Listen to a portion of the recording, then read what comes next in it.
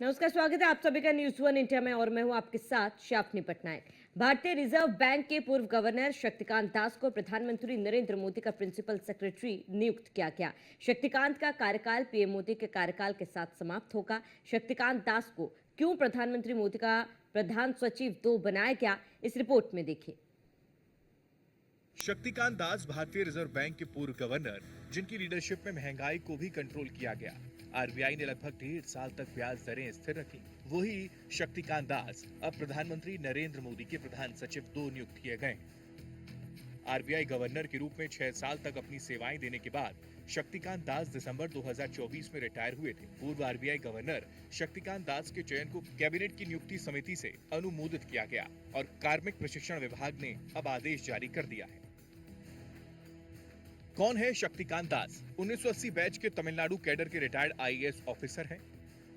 शक्तिकांत दास ने पूरे करियर में अहम जिम्मेदारियां संभाली।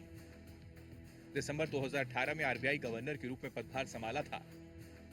शक्तिकांत दास का कार्यकाल 3 साल के लिए बढ़ा दिया गया था। शक्तिकांत दास G20 सम्मेलन में भारत के शेरपा भी नियुक्त हुए थे। शक्तिकांत दास की लीडरशिप में महंगाई को भी कंट्रोल किया गया। आरबीआई ने लगभग 1.5 साल तक ब्याज दरें भी स्थिर रखी।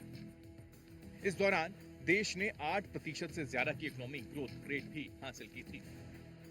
आरबीआई गवर्नर के पद पर रहते हुए शक्तिकांत दास ने अपने 6 साल के कार्यकाल के दौरान कई वैश्विक आर्थिक चुनौतियों का सामना किया, जिनमें कोविड-19 महामारी और रूस यूक्रेन संघर्ष से उत्पन्न देश के लिए आर्थिक चुनौतियां भी शामिल हैं।